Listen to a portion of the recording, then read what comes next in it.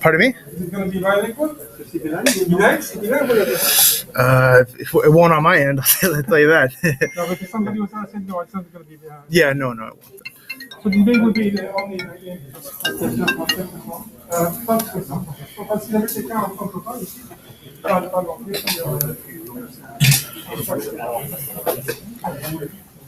Into it. Not going to look at the audience, I'm going to look at here. Right? I guess so, yeah. You could switch between the two. Yeah.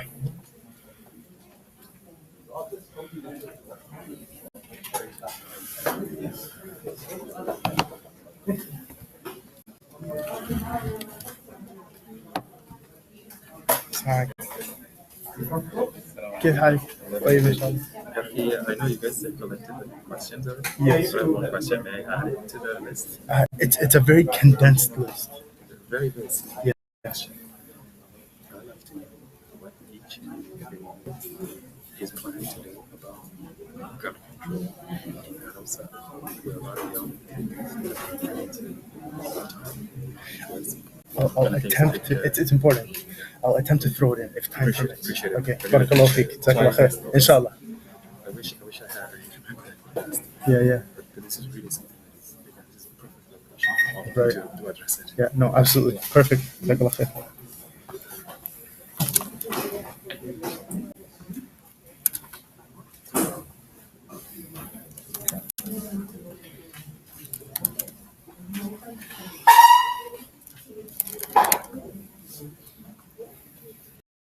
So we are live right now. Okay. Thank you, Sam. No, everyone has to turn it on if you can let them know. Is there an open statement? Yeah. Is there a timer we can see? How does it work? It'll be C, but I'll have it on my end. 2-minute opening statement. 2-minute opening? Yeah. So I know. Yeah. No problem. Thanks.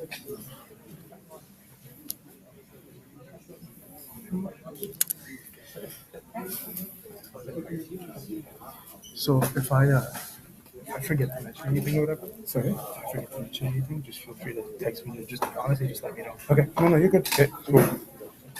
Awesome.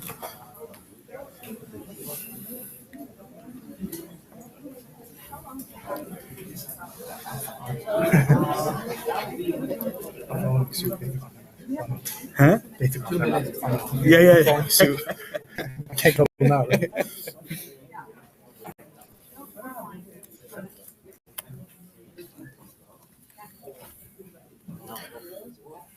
You have to press this. Yeah, but once we go live, that will remain on. Oh, so it's going to be live. Yeah.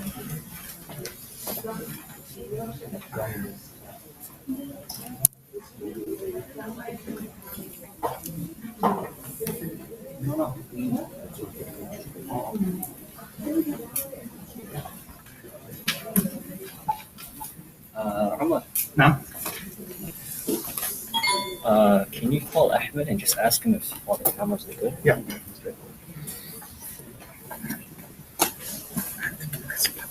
Yeah.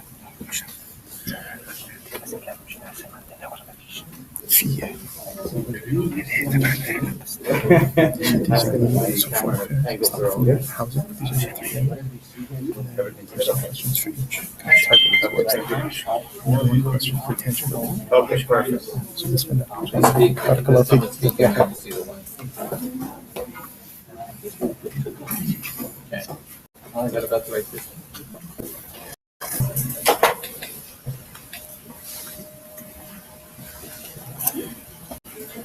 We gotta fix your camera. Yep. I want to have just a little bit of space. You don't want me like all the way in the screen? Was it not funny? Okay.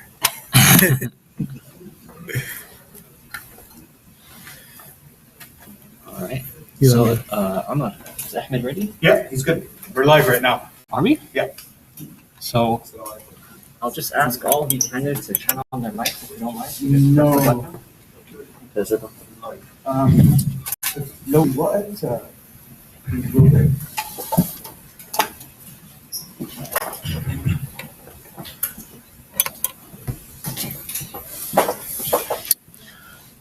Assalamu alaikum wa rahmatullah. So this is great. That's a great sound system. Feels great on the voice. So I want to welcome everybody to first of a kind. So Bismillah, alhamdulillah, wa salatu wassalam ala rasulillah. I want to welcome everybody to, I don't believe this has ever been done before, from my historical record at least, but this is a very exciting time for the Muslim community in Ottawa South, obviously, for AMA specifically, and I'm sure for you folks as well. Just the opportunity to be able, for us as a community, to be engaged to this degree, it feels really good. I'm sure it feels really good for myself and for everyone else here. Barakallahu feekum. So thank you very much, welcome. We'll start off with some kind of housekeeping rules. Number one, please keep your masks on at all times. I know I say that with my mask off, but I've been told this is allowed, so excuse the hypocrisy. Number two, we ask everyone, this is more of a question and answer session, much more of rather than a debate. So we ask everyone to, I know debates can get kind of rowdy and exciting sometimes. We're here very much for kind of the content of what we're going to pull out, what the Muslim community can look forward to upcoming. So we ask everybody to keep it that way. Claps are acceptable, but any of the kind of the more rowdy stuff, we ask to please refrain from doing any of that. So we've got, I'll tell you the way that everything's going to be set up here before I introduce our candidates. We've got some questions here that have been derived from the community. And we did that through kind of consultation and asking community members. And then we went back and kind of, put them all together to make sure that we hit at least the majority of subjects that the Muslim community here is worried about or wants to know about. So we've got some themed questions, and we'll go through those as we go through them. And then we've got some kind of direct questions for the candidates, and then we've got a tangibility in the end. So we'll go through those, and I think that'll be it'll be really great. I'm kind of keeping my excitement inside, but it'll be a really great time because this is the first time this has happened, and hopefully we set a precedent for the future. So my name is Rada Zarouk. I'll be your moderator for the evening, master of ceremonies, as you wish, host. And we've got with us, actually, we've got David McGinty from the Liberal Party, we've got Huda Muqbil from the NDP, and Eli Tannis from the Conservatives. So thank you very much for joining us today. Really appreciate it, taking time out of your day. You're very busy schedule, I'm assuming, at this point. So we'll start with opening statements from each candidate. If we could limit it to 2 minutes, I've got a timer on my end, so I'll do that here. It would be greatly appreciated.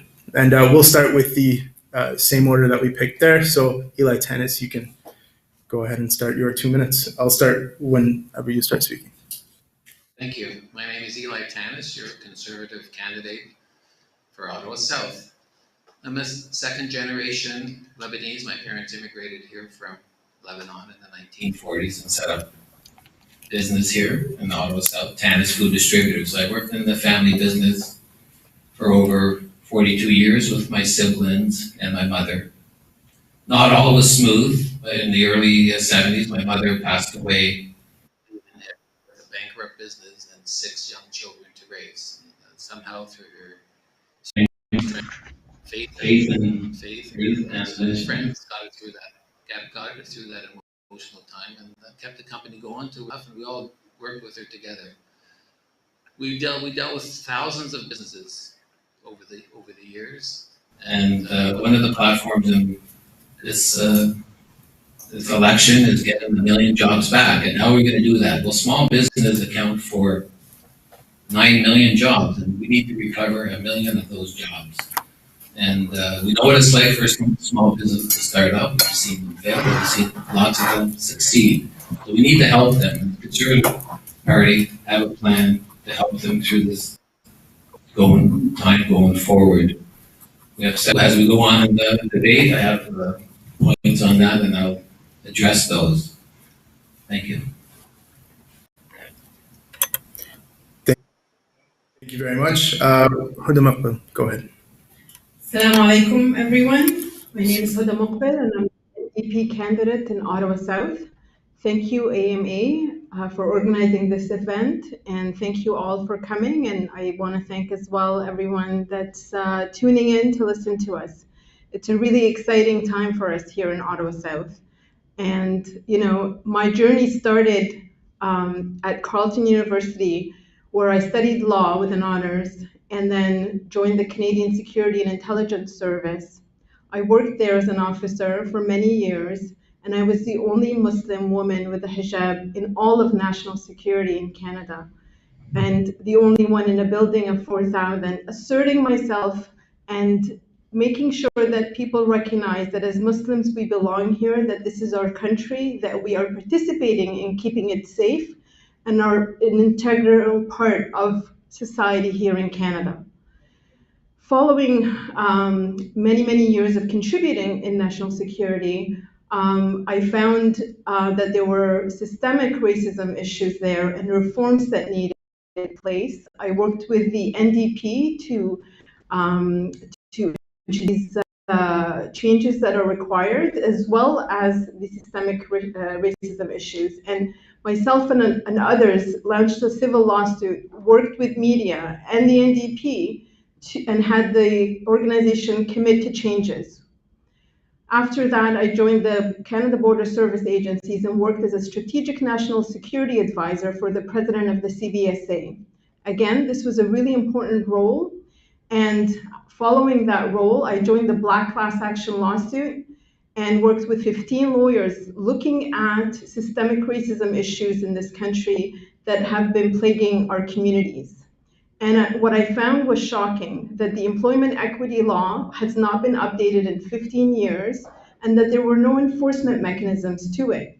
I also, from experience, know that... Sorry, I'll stop you. The last 2 minutes. Okay. Thank you. Okay. I'm happy to hear from you. Please ask all the questions that come to mind. Thank you. And last but not least, David McGinty. Well, thank you very much. Good evening. Bonsoir tout le monde. It's an honor to be with you here this evening. I have had the distinct pleasure of being your Member of Parliament since 2004. I was born and raised here in Ottawa South. I know the community very well. This is where Brigitte and I have happily raised our 4 children. We live here in this riding, and we've always lived here in this riding, except for our 9 years of service abroad, where we served in Africa, London, and Rome, and I had the pleasure of working in about 70 countries, doing technical assistance, rule of law, democracy building, human rights, environmental policy, and more. It was an incredible, incredible honor to do that work. The great majority of my time, I can tell you, is devoted to supporting members of our community. Tens of thousands of families and constituents have worked with me over the last 17 years who needed help with their pensions, immigration issues, taxes, and more. And of course, recently, we've all been called upon in our team to help our neighbors cope with the challenges of COVID. This has not been easy. Through a series of COVID measures, which have assisted individuals and businesses through the CERB, the wage subsidy, reforms to employment insurance, assistance for seniors, students, and our disabled neighbors. And on Parliament Hill, I have the great honor of chairing Canada's first ever National Security and Intelligence Committee of Parliamentarians. This is the first top secret committee of its kind in Canadian history, with members from all parties from both houses, and we work in a very, very nonpartisan way to deliver results and findings to improve Canada.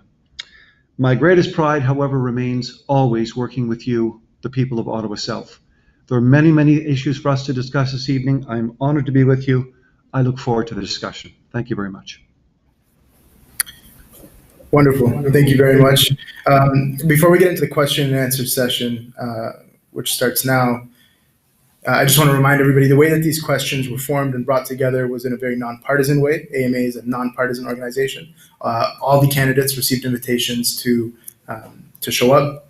This is who accepted. So yeah, I just kind of disclaimer to put that out there. So our first theme is an area where we received a lot of questions. So we've got 2 questions here, and the answers, if you guys could keep them to the 2-minute mark, I'd appreciate that as well.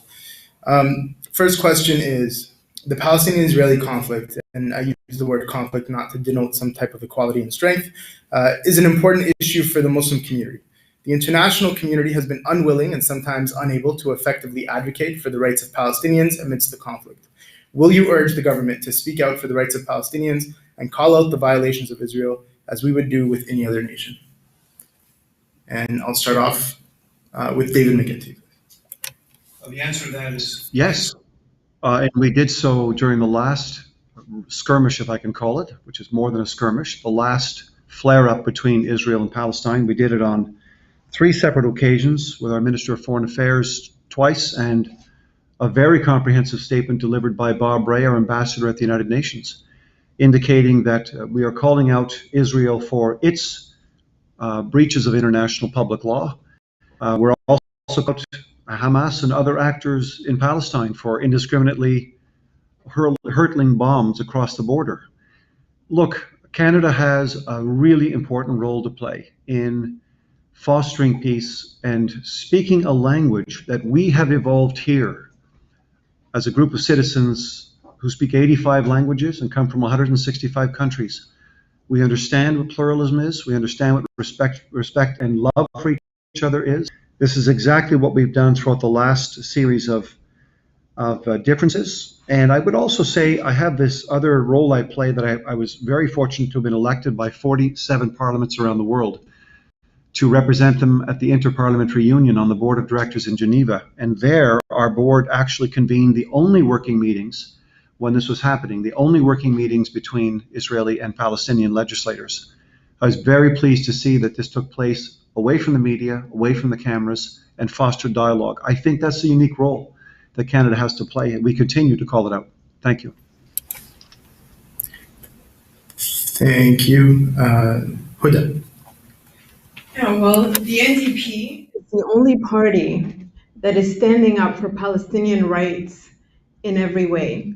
So not only are we calling a stop to the violence that happened during the attacks on Al-Aqsa, we're also calling on the government to recognize that the settlements are wrong, that we need to make sure that we don't get exports from those areas, that we are not selling weapons and contributing to the conflict in the occupied territories. So our policies go further than just calling out, stopping the violence, but working with the international community to ensure that the longest occupation in world history comes to a stop, and it will only stop once we are able to pressure Israel to stop the settlements and stop the attacks that are happening into the neighborhoods in Sheikh Jarrah and other Jerusalem areas.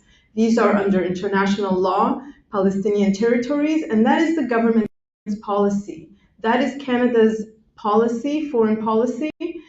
We're not doing right by it. When there are violations of that, we need to call out these violations consistently, not only when violence occurs, but consistently work towards not allowing products to come from the occupied territories, not contribute to settlements, and ensure that Palestinian rights are supported and working towards peace. Thank you. Eli. It's tragic. I've been, since I'm 64 now, I remember I was 14 years old. We kept watching that conflict in the Middle East and the wars that have gone on and the battles. It seems like an endless circle. We came from Lebanon, and we've had our fair share of wars, political disruption from other countries. The economy is in shambles, so we need peace. The Conservative Party, we're in power, increase funding to the Palestinian authorities so they can help humanitarian aid and help their economy back. Hopefully now with the new Prime Minister in Israel, there could be new dialogue with the Palestinian authorities, and Canada should work with the international community to try to find a peaceful resolution that we could hopefully find peace before in the next 10 years or so. Can I just add something? We'll just keep it like this. Maybe we can open it up towards the later part. Thank you. Okay, we'll move to our next question. Within the international community, we have seen foreign policy which is not based on morally objective rights and wrongs, and is instead focused on national interest at any cost. This has had detrimental outcomes for marginalized communities across the world. Will you urge the government to ensure our foreign policy is principled and consistent And what would you change about our current foreign policy? Huda. Our foreign policy is a reflection of what's happening here. Marginalized communities in Canada are suffering, and inequalities are growing. But also on the international stage, that's reflected. We are not providing aid as much as we used to in Africa. We are not, with the vaccines, the NDP is calling on drug companies to release information needed so that developing countries are able to produce it. COVID-19 had shown that the way things used to work cannot keep happening. And so we want to make sure that we're working towards global citizenship, because we're all affected, just like COVID has shown us in terms of disease. There are so many layers of this happening in many countries, like in Yemen and Palestine and other areas. So we want to make sure that our foreign policy reflects this, that we're fighting on behalf of those who are living in poverty, those who are not able to advocate for themselves within the international system. Thank you. Eli. Our foreign policy has been in decline since the Liberal government has taken over 6 years ago. Recently, 2 years ago, you look back when Canada made a bid for the UN Security Council. That's January 2020. And when COVID was, when the pandemic was breaking out, where was our Prime Minister? In Africa, trying to buy votes to get votes to win the seat on the Security Council. And look what happened. We lost the vote there. Let's look at China. Here we want to create jobs in Canada, and a federal corporation gives a $100 million contract to China. They've been holding 2 citizens for over 1,000 days. Like, what are those Canadians thinking, sitting in jail? And the Liberals have done nothing to get them out. Why? Because Justin Trudeau, what I heard the other day, has a book. A foreign Chinese state company is selling Justin Trudeau's book in China. So he's more interested in selling books than he is in getting the Canadians back to Canada. Pipeline 5 supplies 5,000 direct jobs, 30,000 jobs. You think the Prime Minister could pick up the phone and talk to Biden to get his support? We can't turn off the pipeline. They won't even pick up the phone. We can't afford to lose those type of jobs. It's been downhill since the Liberals have got in, and it needs to change. Great, thank you. We will do we'll just have a 2 minute, so that's the end of our foreign affairs, foreign policy segment. Oh, I'm so sorry. I knew it was going to happen. I feel like I'm right at home. I apologize. David, please go ahead. We have always brought a principled approach to foreign policy. I had the privilege of working for Canada's foreign assistance aid organization, the World Bank, UNICEF. Canada held in high esteem and high around the world. We're going to make a couple of major practical commitments. We're going to create a Canadian Centre for Peace, Order and Good Government because we're going to make of democracy and human rights a core strategic priority for Canada around the world. We're going to establish Canada as a safe haven for those who are facing persecution, providing resettlement to those fleeing political or security crises, especially human rights defenders, journalists, feminists, LGBTQ2 activists, members of religious or ethnic minorities at risk, and other persecuted groups. I was really proud when our community came together and we prevailed on the Prime Minister to actually solicit and obtain $30 million for the recent Lebanese crisis after the explosion at the port, which was met with $30 million of public support. We're obviously continuing to help and support our Afghan citizens through humanitarian assistance, increasing the number of refugees from 20,000 to 40,000 refugees. We've created a coalition of 65 countries around the world who are beginning to put a lot of pressure on countries like China because they are pursuing the practice of arbitrary detention and advancing an action plan to deal with that. This is the only way to deal with China, Russia, and other bad actors in the global international public order. You must work together as partners. That has always been Canada's way, a multilateral leader. I think we're making progress. Thank you. Thank you very much. So, as I was saying before, this is the end of our foreign policy session. So now we'll have a 1-minute session. So each candidate will have the opportunity to take 1 minute, just respond to anything that any of your other candidates said. So we'll start with Eli. If you want to, you don't need to. Well, the one thing he mentioned about working with the Afghans, like the foreign minister of Denmark resigned because of the way they acted and getting the Afghanis that helped them in the war. She resigned because they did such a poor job.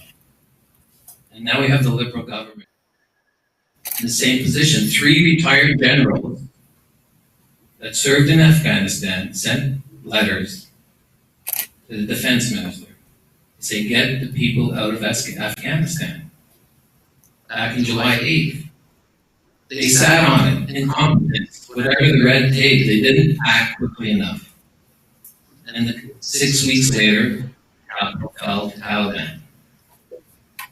Like, who's responsible for that? Why weren't they? They've left hundreds or thousands of people there. We had to get Ukraine's help. We have the best military. We have a great military, great armed forces. Why weren't they utilized? Why weren't they used to get these people out? And they weren't. And that's because they're incompetent. The government, not the military.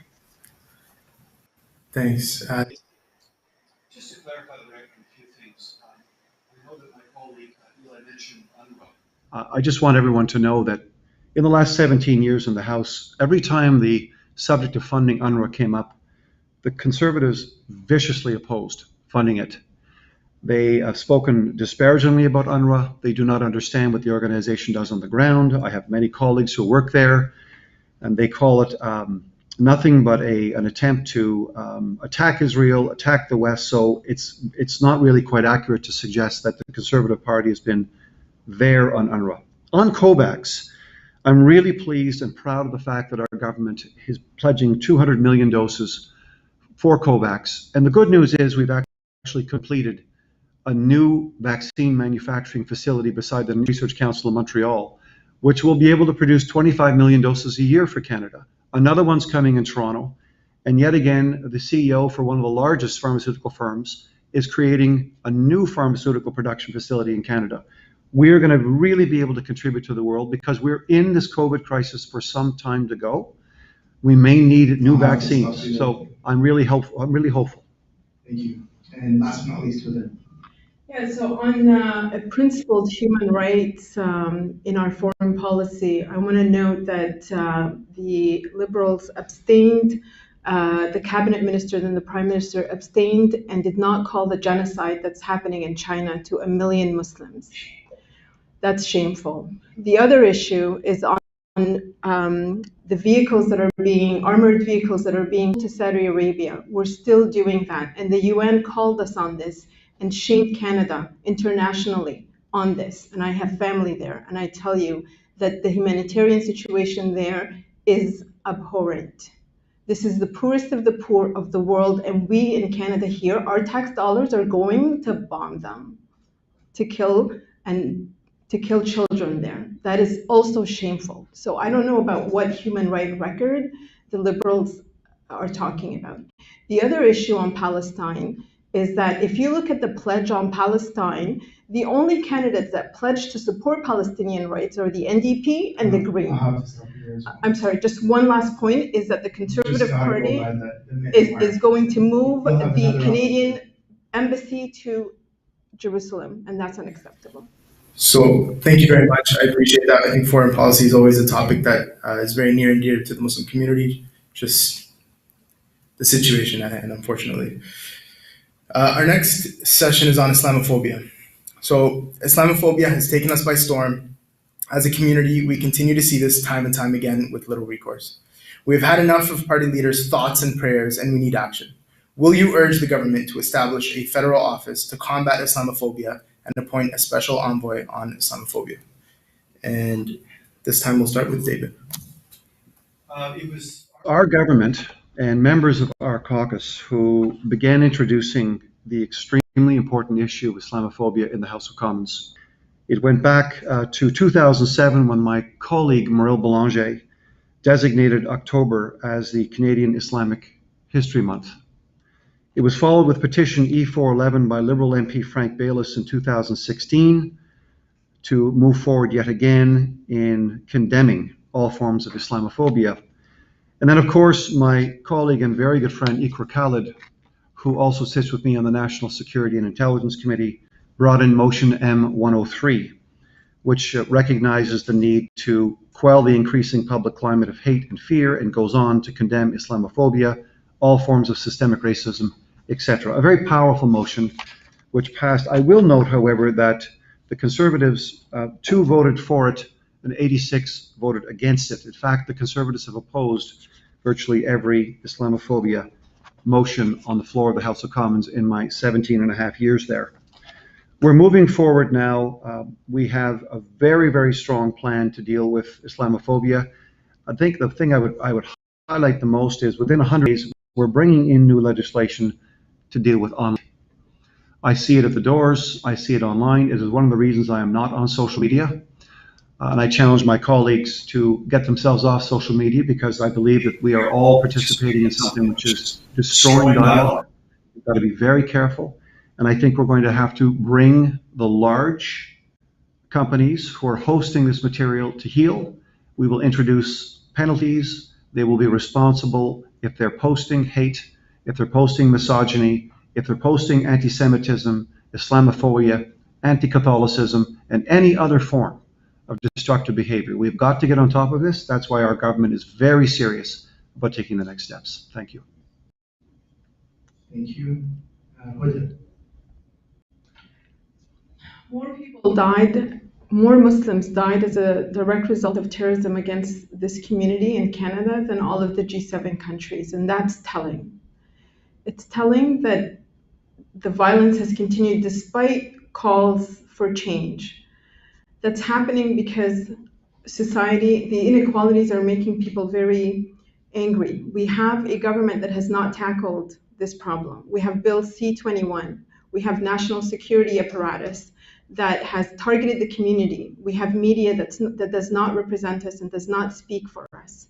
And all of that has created these divisions within society.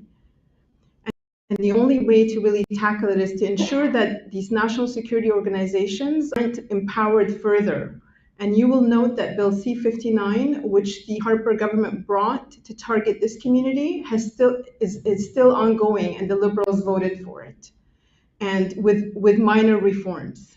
This is a problem. These are the things that I want to fight on behalf of the community. At Al Salam Masjid, where I prayed Friday today, they don't have status, charitable status, which means that no one is donating, which means that the women's center is closed, which means youth centers are being closed. It's not the only organization in Ottawa South that's suffering. There's also another school in the Shia community that has also been deprived of charitable status. And there's a study by the NCCM, the National Committee of Council on Muslim Relations, that has determined that these CRA audits are targeted and have targeted predominantly 80% Muslim charities. There is racial profiling. It's real, it's happening across other institutions as well. And right now, we're not doing enough to tackle these. And this is what's creating further inequalities, and we must get it right. And as somebody who's worked in national security for many years, I know this inside out and can be your voice to tackle these issues. Thank you. And last but not least, Eli. Thank you. Well, it's interesting, sometimes politicians create racism. Like, you look at that bill that's banning the hijab from them wearing it to jobs. And you look at the leaders of the Liberal and even the NDP, they haven't challenged, they just say, well, it's in the courts, but they don't say anything because it's votes. And it's there. If you look, I don't know, I have a track record. I've been in private business for 42 years. We've had Muslims work for us, we have Asians work for us, we have Black people work for us, and a few white people, and lots of Arabs. And we always treated everyone as one. like the same person. We look at their eyes and their heart. We don't look at the color. We always treated everybody the same. I have a lot of good friends in the Muslim community. And like Waleed, I know Waleed, he works for security here, and he was a driver for us for 30 years. Great man. And we had I developed a lot of great friends with Muslims over the year, and we need to treat everybody as the same person. We don't look at the color of the skin. Treat them as who they are.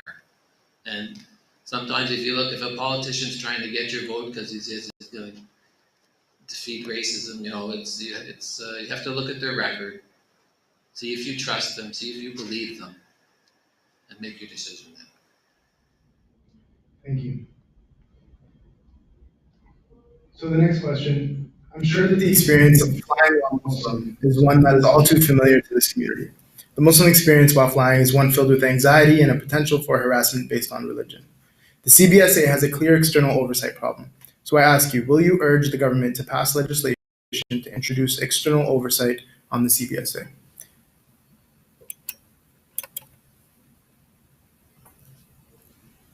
Sorry, I'm just waiting for that feedback. Sorry, Huda, go ahead. Yeah, sure. Yeah, so having worked at as well as the CBSA and in the security screening program for 3 years, where we also worked with the Immigration, Citizenship, Refugee Committee. I understand that very well. I know the issues and want to tackle it.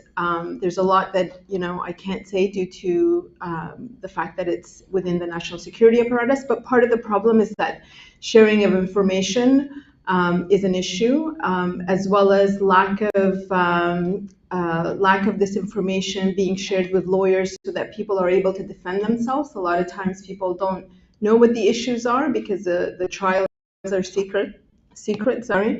And so we need to make sure that people are able to defend themselves in court, and that some lawyers gain clearance and are able to do that on their behalf. But definitely, absolutely, I would agree that we need oversight of the CBSA. I am very committed to doing that. And very committed to legislative changes as well for further transparency and accountability on this file. Thank you. Eli. The Conservative Party is very inclusive, and any changes that are required to prevent this from happening to Muslims when they're traveling, our party stands with that. And once we get into power, we will look at those changes. Thank you. And David. In the last Parliament, Minister Goodale and I worked very closely together to complete Canada's national security and intelligence architecture. We have more to do. The National Security and Intelligence Committee of Parliamentarians, which I have the privilege of chairing, which includes Conservatives, NDP, Bloc Québécois, and Senators, together issued the defining report on CBSA about a year ago. It was the first time that the CBSA had ever been reviewed by an outside body. We did the same for the Department of National Defense.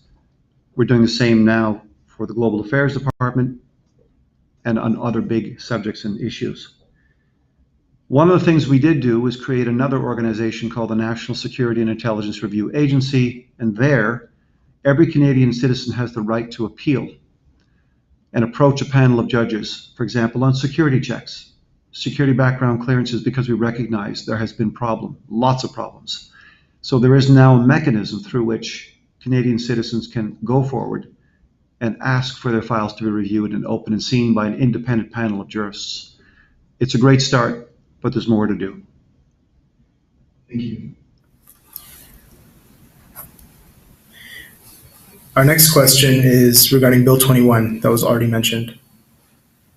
Bill 21, which has been debated by your party leaders, provincial leaders, and secular and religious communities, is a clear case of discriminatory policy. While we are attempting to dismantle institutionalized racism, some people are attempting to it. Do you believe that Bill 21 is discriminatory towards Muslims? And do you believe that federal intervention is necessary in this situation? Eli. I'm going to pass. Thank you. David. Yes, I believe that Bill 21 is discriminatory.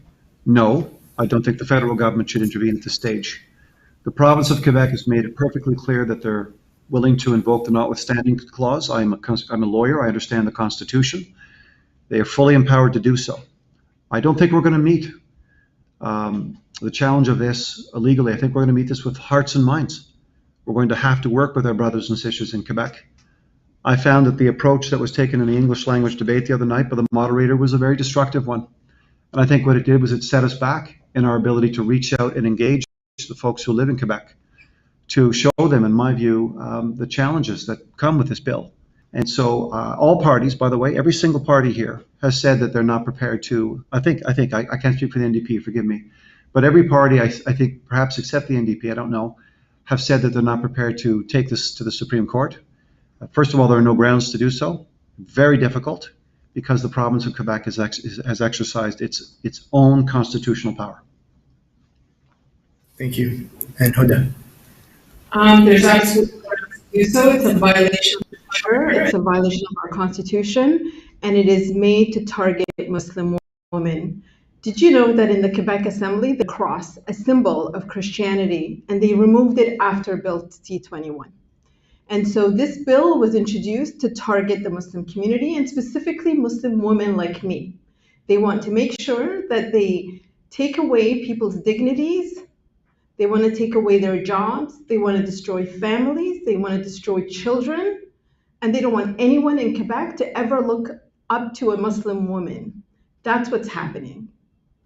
And that is just unbelievable that our federal government, that the Prime Minister in his interviews says, we're not going to intervene on a charter protected right, freedom of religion in this country. And it's unacceptable for me, for the government, my government, to say that it's okay for the Quebec government with lawyers that are paid for by the state, by the government, to be fighting Muslim women, Jews and Sikhs and other religious minorities with government money. They're fighting them. We, the community, have to come together. People who have been deprived of jobs, of dignity, and all of this have to come together, collect money, fight for 5-6 years the government on something clearly everybody understands is a breach of the charter. Unacceptable. It is the reason why we need to organize as Muslims and start to have our voice heard at the House of Commons. And that's what I want to do for you. That's what I want to do for the community. Empower you. Because unless you do it, no one's going to do it. And that's why the Indigenous community, today, they're standing calling for the Truth and Reconciliation Committee, for the findings to come public, and the Liberal government's fighting them, the survivors of residential schools, in court. They're not going to do it for you. Black Canadians, 1,000 civil servants suffering from systemic racism. Yes, the Prime Minister said, yes, we have racism in all our institutions. The Liberals said, yes, we were wrong to Indigenous communities, but are not doing anything about it. And so we have to organize and do something about it. Next, so that's the end of the Islamophobia portion. So we'll go into another 1-minute response. And again, feel free to take it if you'd like, and if you don't, then that's fine as well. We'll start with David. I'm not sure how to respond. I'm not sure where my colleague from the NDP gets her charter argument. I'm not sure which lawyers are going to take it to what level of court. When the Premier of a province and a National Assembly invokes the notwithstanding clause, I don't know where the appeal is. I don't know where the reference is to the Supreme Court of Canada. Once again, I am convinced that this is about reaching out and explaining the hurtful, biased, racist nature of this legislation that applies to anybody wearing any kind of religious headgear, religious wear of any kind, whether they're Sikh, Muslim, Catholic, Jewish, or beyond. And this is wrong. I believe this since the time this was brought forward by the Quebec government. It is something that the National Assembly has adopted with every party's support, but I'm convinced that we've got to go deal with our brethren in Quebec and work with them to understand how hurtful and how difficult this is. I don't have time. We don't have time to be waiting for Quebec to reverse course on this. They're being challenged in court, and that challenge needs to continue. We need more action from the government as opposed to just talking about the fact that they wish Quebec would change its mind on this law. They're not just going to do that. Also, we have to realize that Muslims are being attacked everywhere, on the streets in London, in Alberta, where 14 different Muslim women with the hijab were violently attacked, and where a Muslim worshipper in Toronto was sliced right in front of a mosque. And as we walk down to our mosques on Fridays, we notice security. That was not the case a while ago. And so we just don't have to be waiting and hoping that Quebec and Quebec provincial government will come to its senses and realize that this is a violation of human rights. Thank you, Eli. Okay. Thanks. So that was the end of our Islamophobia theme. Our next theme is housing, and we've only got one question on this one. Time and time again, we have heard about the housing crisis in Canada, and in response, we hear about a vague plan regarding affordable housing on a national scale. What is your plan for affordable housing, specifically in Ottawa South? Huda. Yeah, so a few weeks ago, this has been, I've learned so much through campaigning door to door and going to Hetherington and seeing how people are living there below poverty, many of them making less than 40,000 and with large families, having a real difficult time affording things, including their homes. And I've also been participating at the municipal level in discussions about affordable housing in Hetherington. And what I learned was shocking. There are investors that are pushing people out of their homes, and they've under agreements that they're going to do 20% of that area affordable housing. And then when you dig down deeper, you realize that by affordable, the investors mean for people who make 100,000, which is the average in Ottawa. Yet in that community, when you say affordable, they're talking about less than $40,000. And so there's a lot that we have to do to be able to ensure that we're speaking for marginalized communities, because what's happening here with the rise cost is that they're going to go into homelessness. Many people in Ottawa are going to go into homelessness. So the NDP's plan on that is to ensure that we build more affordable, real affordable by definition, homes here in Ottawa South, and also to decrease costs on other things. So we believe in healthcare, pharmacare, dental care, as well as eye examinations. We want to make sure that that's covered, because although some in Ottawa do have insurance, people in these communities do. We want to take away certain expenses as well as provide and build more affordable houses. Thank you. Eli. Yeah, affordable housing is a complex issue. Now, mind you, we've had 6 years of liberal rule. 15-year-old David's been here 15 years. In the last 6 years, Ottawa South, they had the eviction a couple of years ago of 240 affordable housing units. And we got an announcement this year they're going to build affordable housing, but it's like you said, Huda, it's 20% at the market rate. So it's not really. They made an announcement this year, maybe the units will be here in 2 or 3 years, but that doesn't help the 240 families that were displaced. And Mr. McGinty, our colleague, was nowhere to be found in that file. But it's very complicated. There's over 37,000 federal sites in Canada, and the Conservatives want to take 15% of those sites and convert them into affordable housing. There's a few sites here in Ottawa South to do so.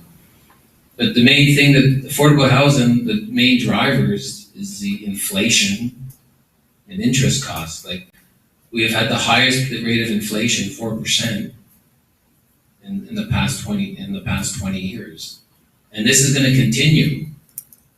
The Liberals are borrowing $500 million a day. They're not spending, they're spending more than that. They're borrowing $500 million a day to cover. So that's going to add, it's going to make the dollar less affordable. It's going to add to inflation. And what follows high inflation? Higher interest. So you think affordable housing is a problem? In 2-3 years with the Liberal government, it's going to be totally unaffordable.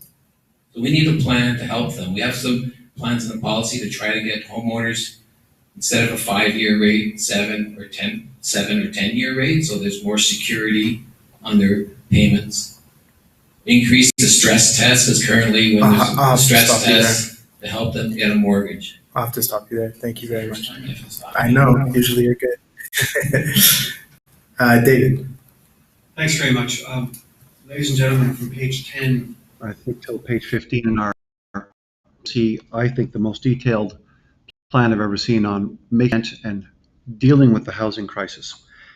I do want to correct one thing put forward by my colleague from the Conservative Party. Kevin Page, the former Associate Deputy Minister at Finance Canada and the first Parliamentary Budget Officer, looked at all of the plans that have been put out now that they're costed and said, quote, "Only the Liberal plan deserves a good grade for overall fiscal credibility," close quote. So I think it's important for us to keep focused on some specific measures. We have signed a Canada Housing Benefit Agreement with every province and territory, helping over 300,000 Canadians pay rent. We introduced the first-time homebuyer incentive. We brought in Canada's first national tax on vacant property owned by non-resident, non-Canadians. We've launched the Rapid Housing Initiative, which is creating 9,200 new units. We're introducing a new rent-to-own program after the Italian example that's been so successful for 60 years. There's a new tax-free first home savings account. We're going to be reducing the cost of mortgage insurance through the Canada Mortgage and Housing Corporation by 25%. That will save homeowners about $6,000 over the generation at the time of their mortgage. Locally, we've put $165 million into the Ottawa community housing. There are 18,000 units, 11,000 we are funding to retrofit. At the Youth Services Bureau in front of Mooney's Bay, I was able to bring $3.12 million to create 39 units of affordable housing for disadvantaged youth. At Elwood House, I spoke with the leaders of Elwood House this morning at the corner of in Cunningham, and they are looking for a doubling of their expansion for affordable housing for seniors, women. I've been working with them for 4 years on that project. So there's a lot to do, including our new Canada Lands Company project at Heron Road. I'm looking forward to seeing more. So we'll go into our 1-minute response session. I just want to remind you folks, I'll repeat the last part of the question. What is your plan for affordable housing in Ottawa South specifically? So I'll leave that there, and we'll start with Eli on this one. Well, as I stated before, there are a few sites in Ottawa South that we'd like to use them. But it takes a long time. My sons are in the construction business, and just the process to get permits and building takes years. Like, this is something that's not going to be cured right away, but it's important that the party plan moving forward to help ease the affordable housing file forward, and the Conservative Party have that plan. we're going to be introducing a Bill of Rights for home buyers. It'll ban blind bidding, which prevents bidders from knowing the bids of other prospective buyers, and that drives up home prices. It'll establish a legal right to a home inspection to make sure that buyers have the peace of mind that their investment is sound. We'll ensure total transparency in the history of recent house sale prices. We're going to require real estate agents to disclose when they are involved in both sides of a potential sale. We're moving forward with a publicly accessible beneficial ownership registry, and we're ensuring banks and lenders offer mortgage deferrals for up to 6 months in the event of job loss or other major life event. This is a very detailed, comprehensive plan that's trying to wrestle the housing crisis to the ground. There are a number of measures, as I said earlier, including cracking down on foreign ownership, stopping the excessive profits and the financialization of housing, protecting the stability and the security of the housing market. We've really given us a lot of thought. We understand and we know, and I know what's happening in Ottawa South. I've been to probably 500,000 doors in this riding in the last 20 years.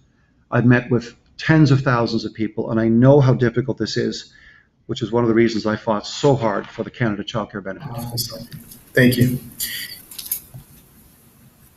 So that was our housing session. I've been advised that we've been asked for any of the clapping to stop across the board. So sorry, that's not to you folks. It's to you folks.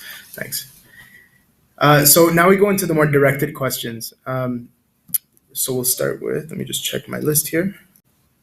And we'll start with David. So for this session, you'll have a 2-minute answer, similar to before, and then if need be, there will be a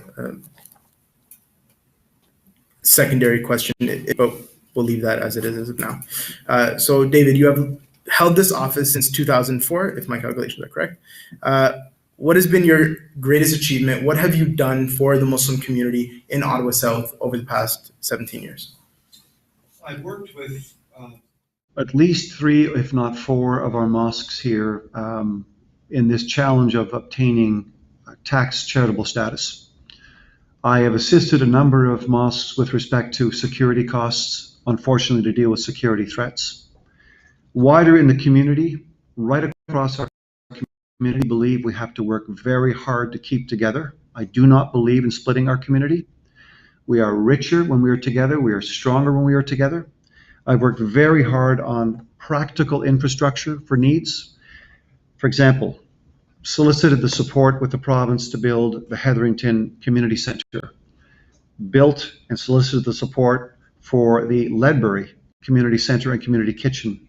Just recently announced $4 million federal dollars to create the new Boys and Girls Clubhouse on Hetherington Road, which will provide after-hours programming, nutrition, school, basketball, homework clubs that we really need to keep our kids on the right tracks and keep them in school for as long as we can.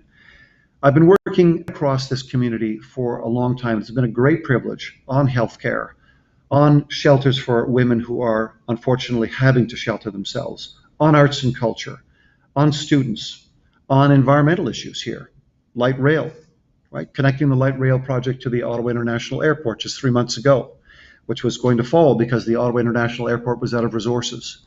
So I've been working really hard with good people in our 12 community associations, our 13 co-ops, our 43 schools for the last many years to try and build a society where we stick together. I'm very worried about what I'm during this campaign, what I'm hearing during this campaign about pulling apart. I think this is a risky proposition. I'm going to fight hard to keep us together. Thank you.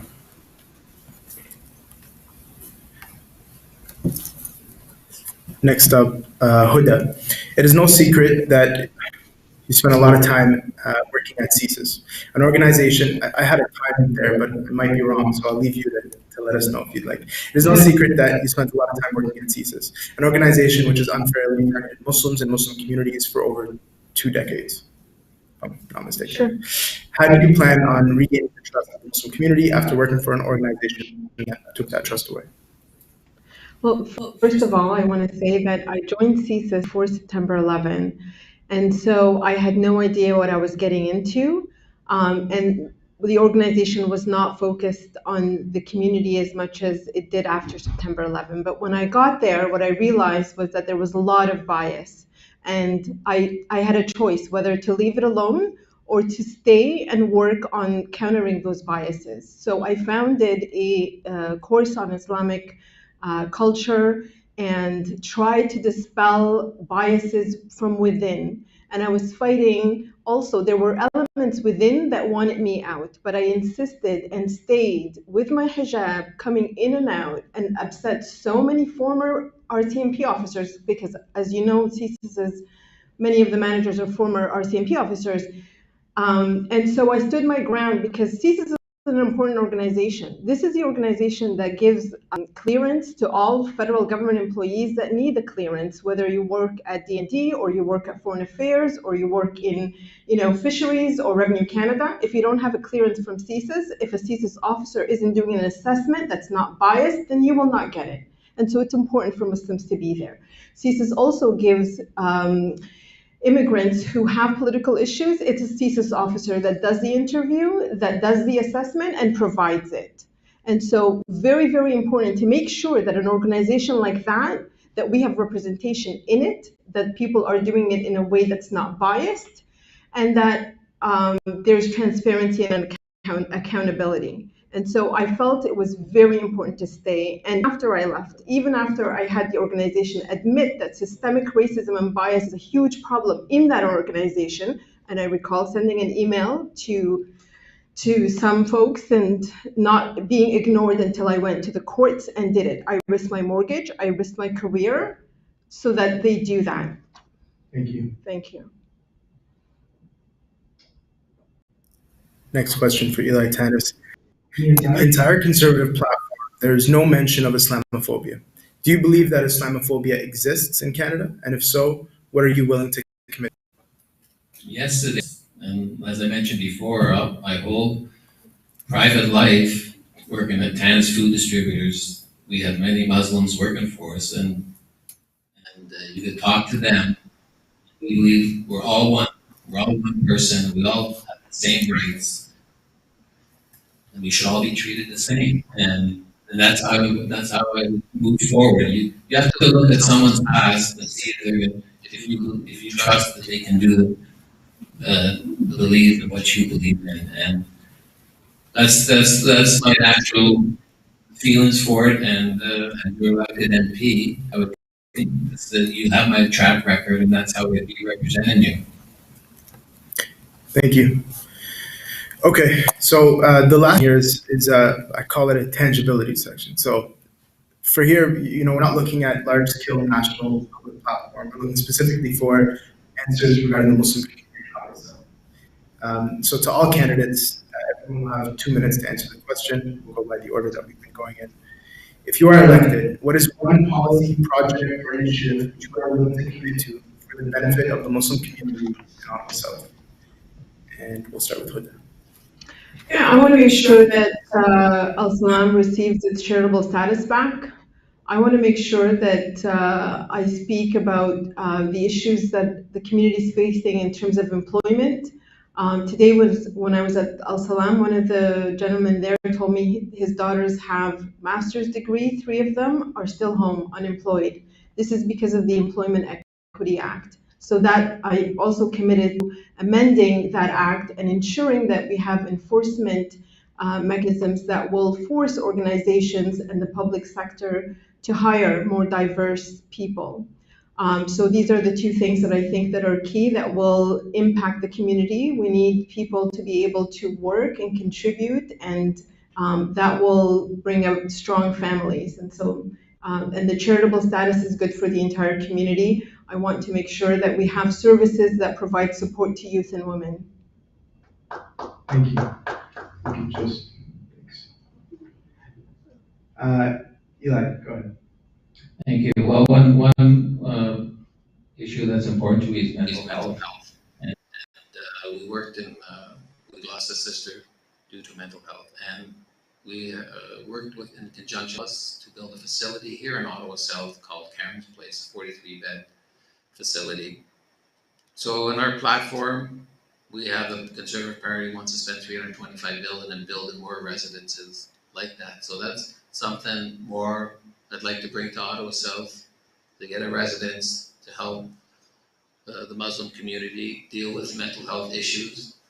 Before COVID, there was 1 in 5 people who were dealing with mental health issues, going through COVID. A lot of seniors, everyone experienced difficulties with mental health, and I'm sure there's a greater demand for it. So that's something close to my heart. Thank you. One of the things that's really preoccupied me in the last 35 or 40 days is what I'm seeing is the overt rise in right-wing extremism that's rising. And as the person whose committee chairs the committee that provided the definitive report to Canada on right-wing extremism just 4 months ago, I've already spoken to leaders from this mosque and others. I've spoken to church leaders. I've spoken to rabbis who head up our synagogue. And I intend to sit down as soon as possible to get their advice and work together to begin to combat this. I'm very, very, very proud of the fact that we have committed to a national action plan on combating hate by 2022. I want to see the legislation that will be brought in to combat serious forms of harmful online content delivered quickly. I am very, very opposed to the hate speech I see, the terrorist content, the content that incites violence, child sexual abuse material, misogyny, very, very, very disturbing things that are going on online platforms. And I want to see the large social media platforms and companies be held accountable for the content that they host and allow to be distributed in this country. That's what I want to work on right after the election if I have the privilege of being reelected. Thank you. All right.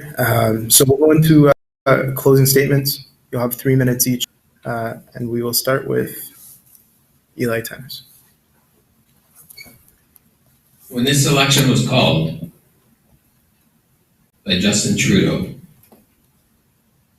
we were averaging 2,000 cases of COVID across Canada.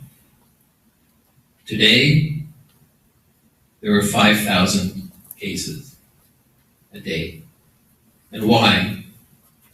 Why was there an expensive election, a $600 million election called during a fourth wave for Justin Trudeau's self-interest? He thought he can take advantage of the Canadian people. That's not the case. We could have spent that $600 million on the health for Canadians, not trying to run an election. Elections, like small businesses can't get people to work. Elections are 20,000 people to run this election. People are not coming out. They're moving, Elections Canada moving polls around all over the place. Confuses things. Some of the polls at the Infinity Center make it difficult for people to vote. Like, why is there an election now? He tried to take advantage of the Canadian public. And it shouldn't happen. You need to vote for a party that puts Canadians first and not themselves. Thank you. David. Thank you very much for hosting the debate. And thank you for being here, ladies and gentlemen, and those who are tuning in. I'd like to continue working to build this community. That's what I'm offering again as a candidate. I've been just so encouraged by everyday people who see the positive that we have in this country. So grateful, so committed to sticking together and building something unique. I actually have always believed that our obligation as a country is not just to ourselves and our kids and our grandkids, but to the rest of the world who are watching us. Can you make this real? Can you come together from everywhere, from the entire planet? Can you be the United Nations of Ottawa South? And so for me, it's always been about working on practical help. So whether that's helping to deliver the Navigator program at CHEO for our newest Canadian arrivals who don't understand how pediatric medicine works, our federal government funds a program to help them get into the healthcare system. Or maybe it's the $180 million ask that I'm shepherding through the government now for the One Door for Care at CHEO for our kids.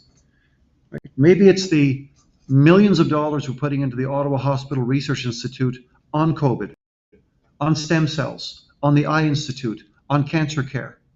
I'd like to continue work on that. I'd like to work on Indigenous health issues because our Ottawa Hospital already serves half of the Arctic, all of the Eastern Arctic, all of Northern Quebec, and all of Northern Ontario. People are being flown down or choppered down to our hospital. I want to continue to work on light rail and deliver phase 3 to Canada. I also want to see our light rail system actually loop around the National Capital Region so we can finally get over the differences between both cities. I like to say the river is just not that wide. Settlement and integration services. I continue to work with many of them to continue to help them receive our newest neighbors. Thank you so much for listening. I would be delighted to provide any assistance, and I'd be honored to have your support. Thank you. Go ahead. So I have over 18 years of experience in the federal government, and I want to use that experience to help you. And canvassing door to door in the past month, I've learned a lot. Certain communities where I go, it would be, out of 10 homes, there'll be 2 homes that will say, yes, we support the NDP. That's in communities like Alta Vista, where people have insurance and don't consider the NDP platform. Then I go to Hetherington, I go to Blossom Park, I go to the Hunt Club and Bridal Path and those areas. And then it's 9 out of 10 homes that say, yes, NDP, yes, NDP. I look at different communities, diverse communities, and they say, yes, NDP. So why the NDP? Because I believe that, we've been taught our tradition by Prophet Muhammad is to fight for the poor, and that's what the NDP is doing. The NDP is a social democratic party, and we believe that we need to be taxing corporations like Amazon, Netflix, and these companies that have made record profits. They need to be taxed at 1%. We need to bring investments in communities because they've been deprived of all opportunity. We have, in Ottawa South right here, we had 1/10 of people restored to the food bank.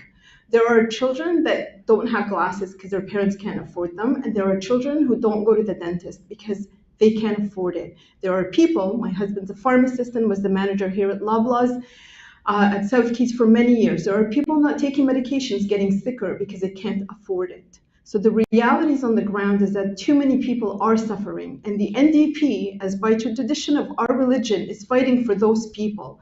And so, given my experience, people told me, why don't you join the Liberal Party? You might get a chance to win. And I said no, because this is the party that's fighting for what I believe in youth. And so I urge you to vote for the NDP. I urge you to vote for Huda Mokbel for Ottawa South. Thank you very much. So now we'll kind of loosen up on the rules. It's very stiff and very serious, very non-partisan. But now let's loosen up on the rules. We have a round of applause for everybody across the board.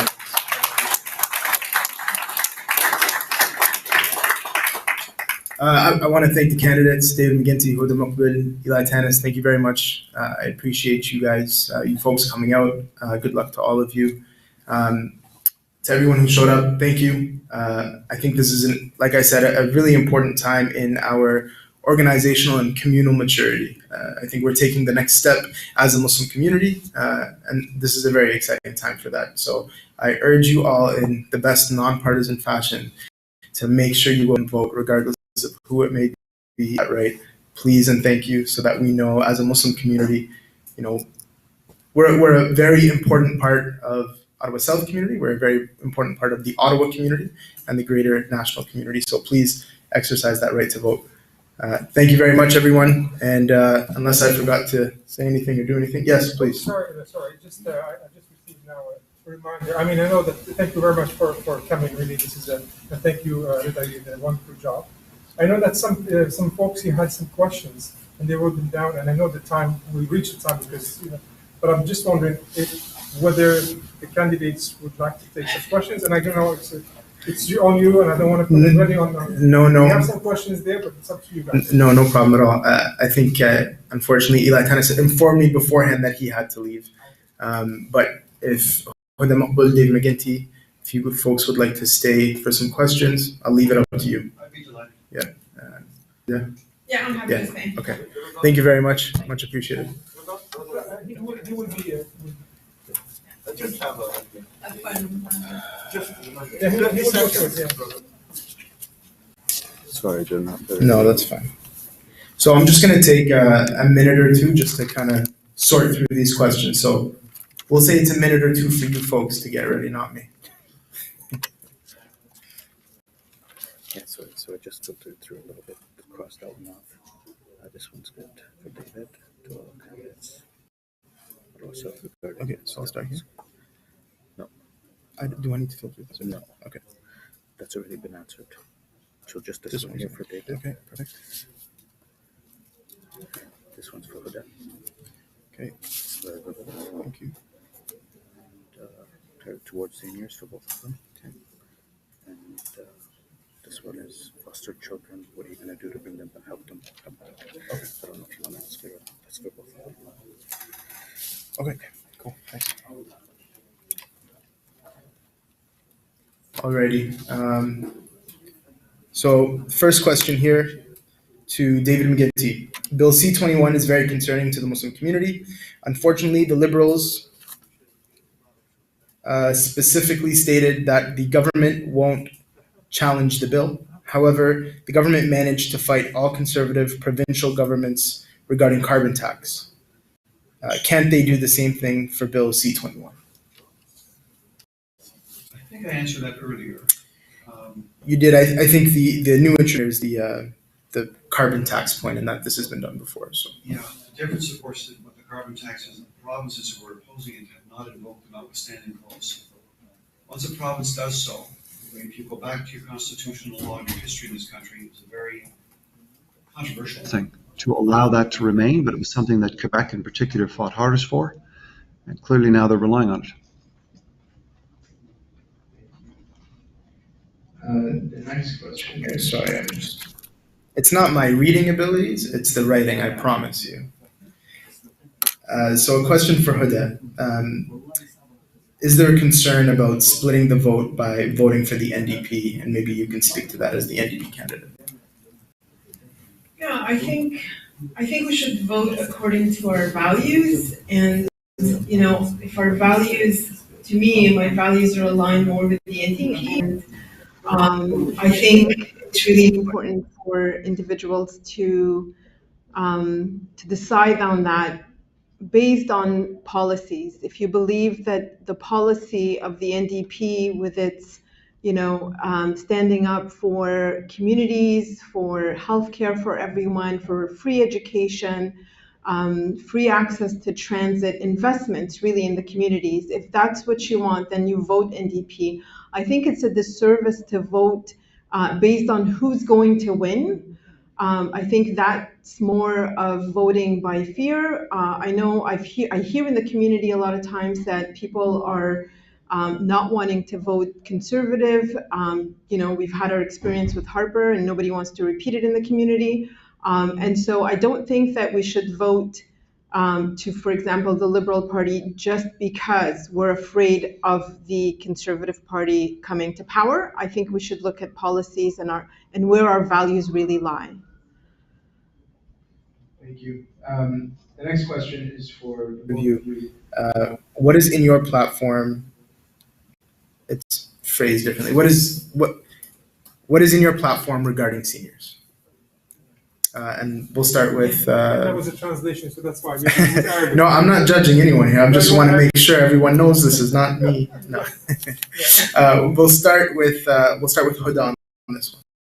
For seniors, I've done a number of senior homes, and what we want to do is, the sad reality of COVID is that it demonstrated that we have private long-term facilities.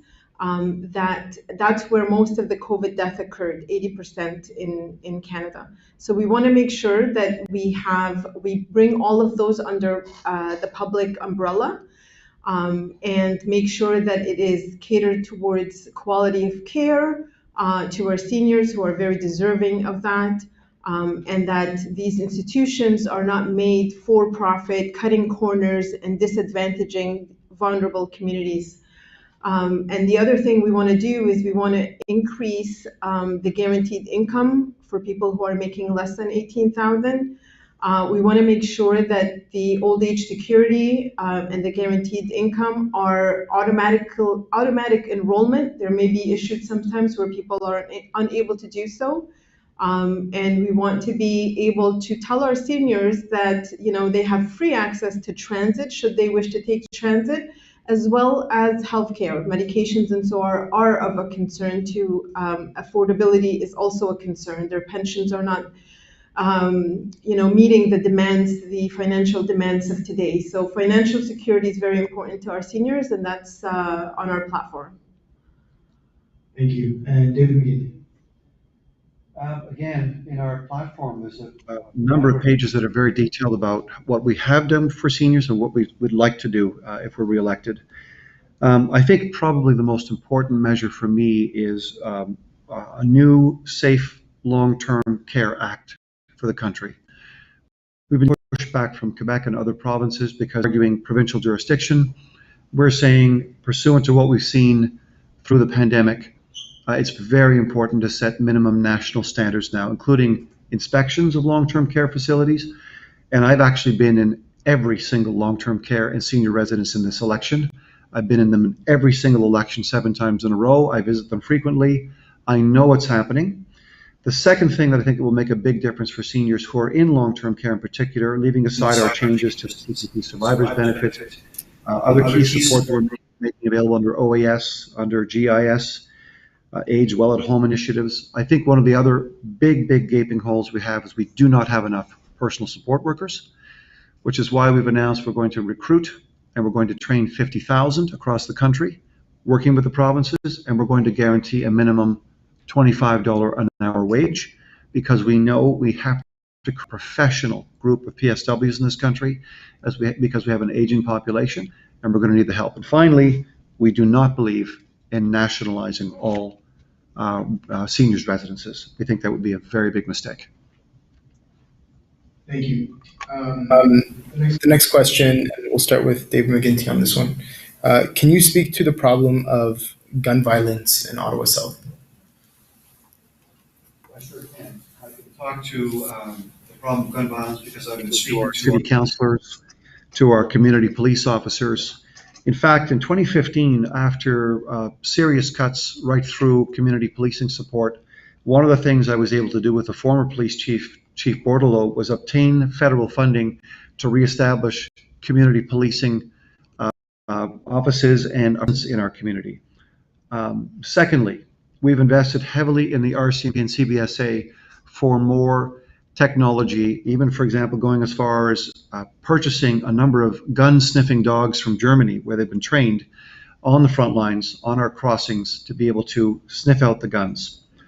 Look, everybody knows we've got to get tough on the causes of crime as well as tough on crime. I believe strongly in making sure that we're working with our kids. Now, the community police folks tell us, the child welfare folks tell us, you've got to start at 8 years old. You've got to make sure kids have homework clubs. You've got to make sure they have basketball and sports and guidance and nutrition. And I believe strongly that that's where the investments should go. That's why I work so hard. We work so hard to create new community centers for after-school activities, for nutrition, right? That's why the Canada Child Care benefit was increased yet again during the pandemic, with a special $1,200 remittance to families with kids under 6, because we want to lift kids up out of poverty and not have them make those wrong decisions starting at 10 and 12 years old. Thank you. Yeah, so with the NDP, we believe, one, in eliminating gun violence by ensuring that we resource the CBSA in not, permitting or finding guns as they are mostly smuggled from the U.S. But the main thing is really to tackle the inequalities that are really at the core of why violence and crimes happen. So we want to make sure that we're investing in communities. A lot of people who don't see opportunities for them in our school systems and these institutions are attracted to other forms of trying to get finances. And so we want to make sure we tackle inequalities, and that's where the NDP is really strong on. These community policing initiatives have been problematic. So I don't think that that's the solution. We don't want to increase funding to police. We want to make sure that we have these social workers, mental health supporters, these kind of institutions and associations strengthened more and invested in more so than policing. But we do definitely want to resource the CBSA so that we are having guns on the streets. Thank you. The next question is, what is your party's plan to reunite Muslim foster children with their families? And we'll start with Housekeeping. Yeah, that is unfortunate, and the UN came to, I think they did the study in Toronto where they demonstrated that bias was at the decision making in terms of taking children away from their homes and their families. And so that's something that we want to tackle. And that's what's happening in the Muslim communities as well. As we were talking about earlier, when you have like the Al Salam, when you take away funding, charitable status from an organization like that, and you deprive women and children of resources in the community, that's where the problem really starts. That's a core issue here. And so what happens is you see communities, families breaking apart, and then you find institutions coming and taking children away from their communities and from their homes. And that's where we're headed if we don't put a stop to it. And so that's what we would advocate, that to keep communities strong, families strong, Muslim families strong, with clear abilities for social movement, free education, universities. We want to cancel debt. We want to cancel transportation costs. We want to elevate a lot of these financial stresses on communities so that families are stronger, kids are staying in their homes with their families, and I think that's a way to go about it. Thank you. David, it's not an issue I'm familiar with, not in any detail whatsoever, and I would like to learn a lot more about it. But I will take this opportunity to talk about our child care plan. I think will make a difference in keeping families together and help more women get into the workforce. We have negotiated 8 agreements between the federal and provincial and territorial governments.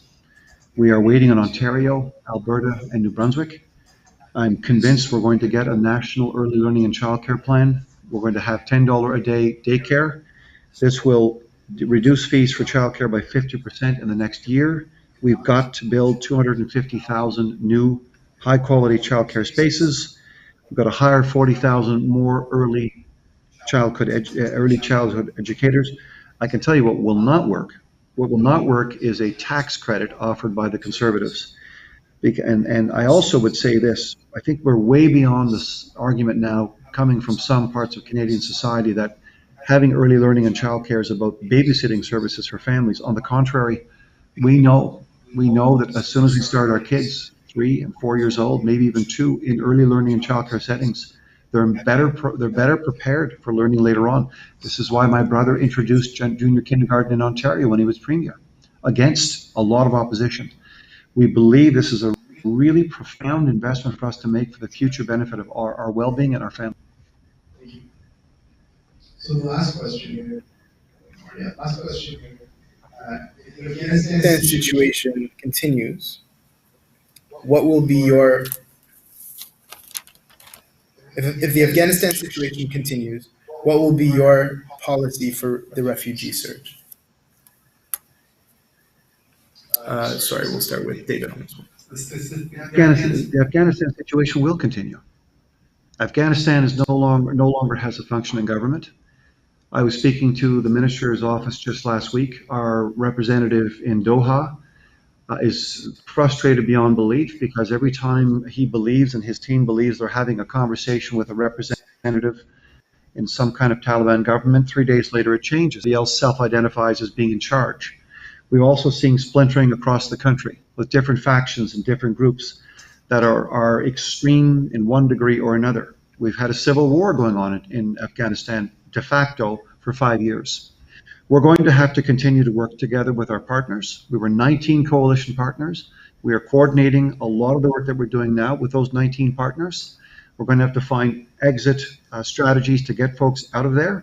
We've committed to have 40,000 Afghanis join us in this country. We can't do that alone. We have to work across the government, global affairs, immigration, the Department of National Defense, and that's exactly what we're doing. It has not stopped for the last 40 days. Very unfortunate how this developed. I don't think you can lay this at any one government's feet, not the Americans, not ours. I don't think anyone quite understood how quickly Afghanistan would fall, to be honest about it. And I think right now we've just got to keep our shoulders at the wheel, work together, cooperate, and continue to drive the support that we need for folks on the ground there. Thank you. The Afghanistan situation, I agree that it's going to continue. We need to take more than the 20,000 that the government has decided will bring, and we need to find better mechanisms in terms of bringing them. So one of the issues was the logistics of it. The government had, expected that these refugees that are fleeing for their lives will have proper documentation, should be meeting at the airport in Kabul, and all of these issues risk so many people's lives. And we had the Ukrainian government, go and find Canadians and bring them here. And I think that's shameful. That means that it was not done in a way that it should have been done. The other thing is that when they come here to Canada, we need to make sure that we have resources available and are able to, deal with the mental health issues that these people are going to be dealing with, having war, and that we are investing in, training programs and language learning, healthcare, support in every way so that they succeed in the future. It's really heartbreaking that, although I have not been elected yet, I have spoken to so many Afghans that have come to me asking that we help because the situation there is terrible. But in terms of immigration, we also know that we need more doctors in Canada. There are so many Afghan and other people from different communities that are doctors. We're short of doctors, and there's no mechanisms to really get them into the field despite the shortage. So that's one of the things that I would like to tackle. I want to make sure that people who come here, who are, skilled, smart, able, but have just not been able to materialize all of that and work here due to barriers. So those are some of the things that I do want to address once I am elected. Great, thank you very much. I appreciate you folks staying longer than originally expected. Again, thank you to everyone. Thank you to everyone that's online streaming, and this will be recorded and shared further with everybody else. And last but not least, thank you to the AMA. Thank you to the people who put on this event. Again, kind of a really big moment for the Muslim community in Ottawa South, and we'll do one more collective round of applause just so it feels good.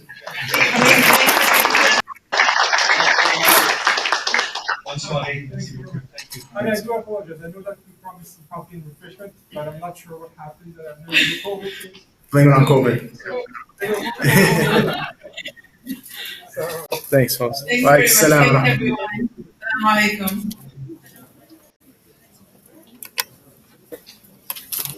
Assalamu alaikum.